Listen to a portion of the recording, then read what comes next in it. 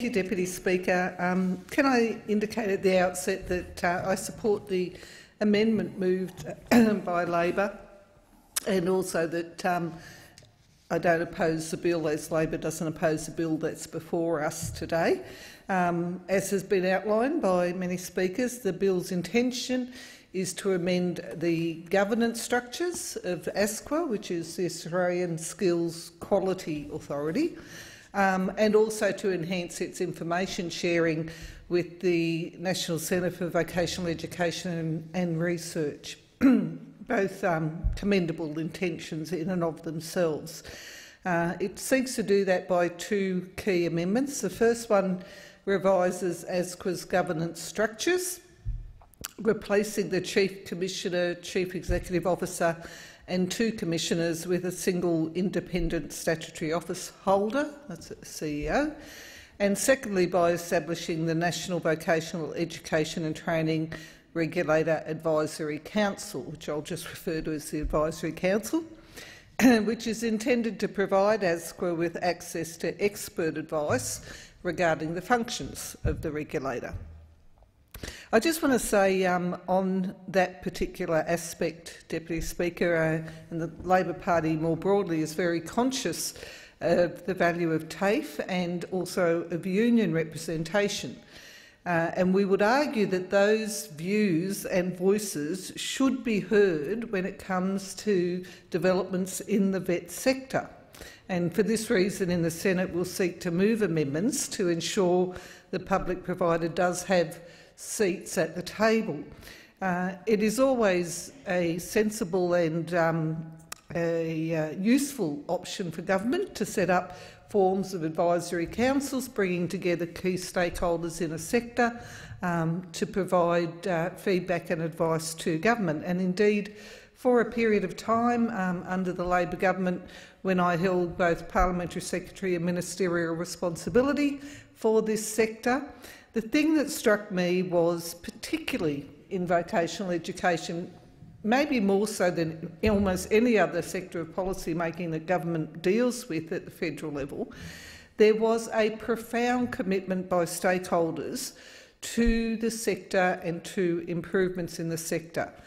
And there were many bodies, significant numbers of which were, I think, in a very short-sighted and foolish manner dismantled by the first Abbott government when it came to power, bodies which brought together industry, government and the trade unions in the sector to sit around the table and develop a range of advice to government. It might have been on areas such as the need for skills advice, what's happening in industry, what's happening in the economy, how our vocational education sector should be adjusting to address emerging demands, new levels of skills needed, or indeed declining demands, skills that, because of the nature of the change of technology and so forth, were disappearing.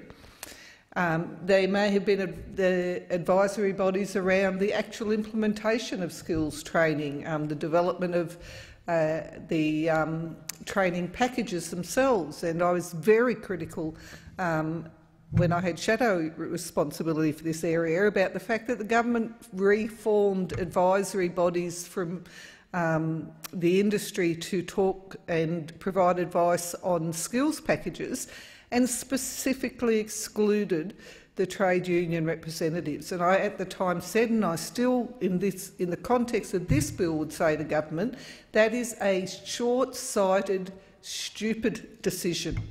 There are people across the trade union movement, and I've dealt with many of them over the last 10 years, who have a deep and profound understanding of the vocational education and training sector.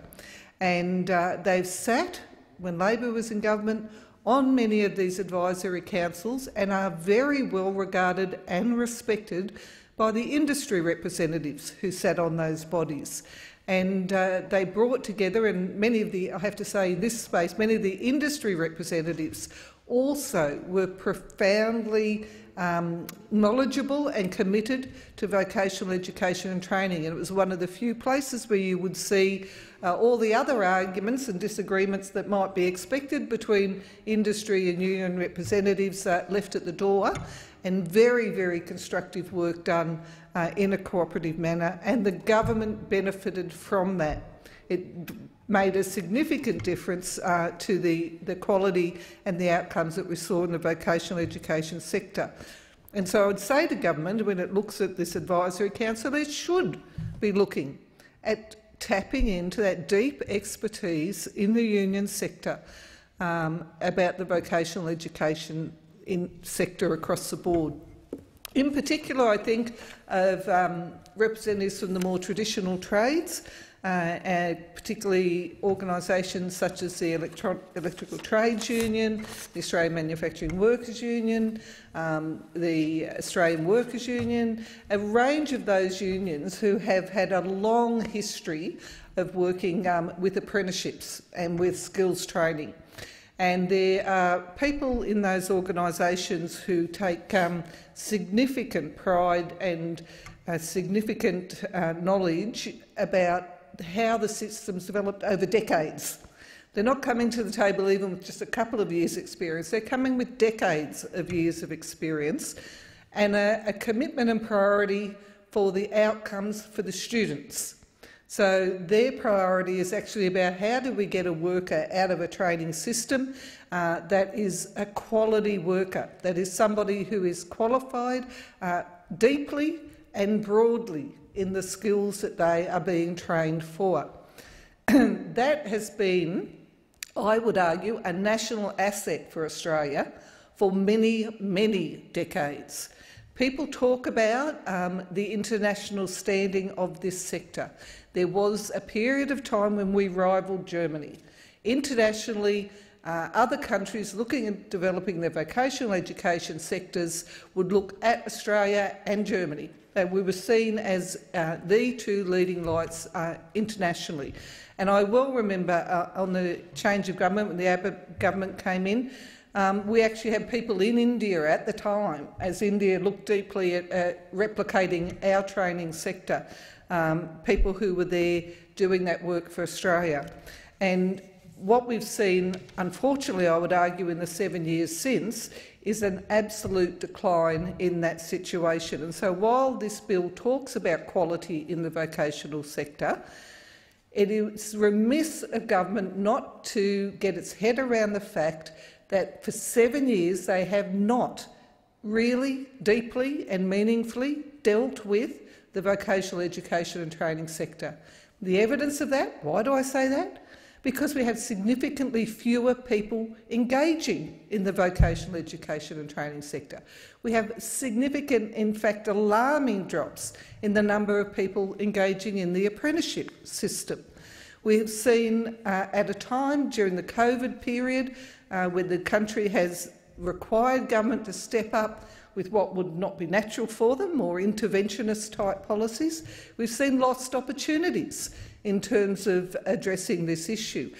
During the global financial crisis, the government was very conscious that one of the first places that are hit in terms of workers are apprentices, that many in all of those sectors that employ apprentices are particularly hard hit, and one of the decisions they'll often take is to lay off their apprentices. That's one of the first responses.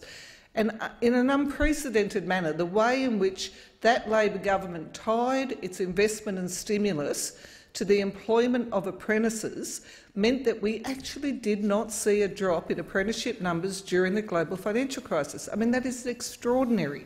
But what is really important about it is it tells this government that you can do it. You can, through your policy settings, ensure that those connections remain in place. Instead, what we've seen is a report now from peak bodies that we're looking at losing 100,000 apprentices in this year alone as a result of COVID-19. We've already lost over 140,000 over the last 7 years of Liberal governments. This year alone, that's a crisis. That means that we will completely destroy the pipeline of skilled tradespeople, whether it's plumbing, carpentry, electricians and electrical goods, whether it's hairdressers, whether it's chefs, whether it's mechanics, whether it's bricklayers, whether it's workers in the IT sector who do traineeships. The breadth of coverage of pipeline of workers that we're going to need in the future in industry sectors that will continue to grow, impacted by that sort of loss, is a serious issue that government needs to actually have a policy response to. I eagerly watch every press conference and read every media release, and I have done since the Abbott government was first elected, when governments preempt the fact they're about to do a big announcement on vocational education and training or apprenticeships. I have unfailingly, on each and every occasion, been massively disappointed in what they've announced. Massively disappointed. It's a marketing opportunity only. There'll be tweaks. We'll have someone do a review. We'll tweak this particular bit of regulation. We'll wag our finger at the states. A whole range of things that are... Start a culture war, exactly. A whole lot of things that are put out there as some massive response to the fact that only they understand the problems in the vocational education sector and they're going to do something about it. And there's no detail, definitely no funding, and no outcomes that they're ever held to account for in any of those announcements. And that was no different to when the Prime Minister stood the National Press Conference the other day and said one of the key things he was going to be talking about was skills in the vocational education sector. Again, a massive disappointment. But it's just, let's just move on. We'll move on to the next announcement, and no one will notice that we actually didn't make any difference at all to the number of people being able to access vocational education or the numbers of people engaged in apprenticeships and traineeships. And it is simply not good enough. It's not good enough for the young people who need those pathways into good careers across so many industry sectors, growth in areas such as aged care, childcare, disability care, the opportunity to have meaningful traineeships in those sectors and create careers for people. It is not good enough for young people. It's not good enough for mature age workers who actually could take up apprenticeships and traineeships as an opportunity to restructure their own careers if they're in industries that are in decline. Labor at the last election and the one before has had policies about getting mature workers those opportunities. Crickets from this government. It's not good enough for our economy.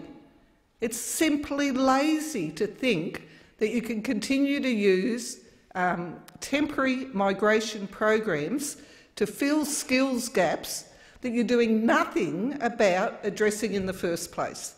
Those programs are good programs designed to give this nation the time and space it needs in order to train Australians up for the industry sectors that might be emerging or where we've got shortages.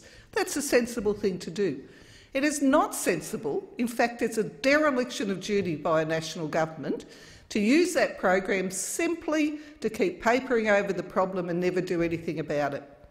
Over $3 billion either taken out of or underspent in vocational education and training by the federal government. Don't exempt state governments. I think that they could certainly pick up their act, many of them as well. But the federal government has a national responsibility for economic diversification, for economic development, for participation and productivity. All of these big issues are underpinned by a vocational education and training sector that delivers for people and for the economy, and it has never been treated that way. Since the Abbott government, Turnbull government was no better, and the Morrison government, I would argue, is even worse because it cynically seeks out so many opportunities to do the photo op, to do the marketing spin, to do what looks like a big announcement, and then to walk away and actually deliver nothing. And it is time they were held to account. This bill is a very minor tweak to the quality system. Good that it's being done, but I tell you what, there's a whole lot more they need to be doing and they should be doing. Thank you, Deputy Speaker.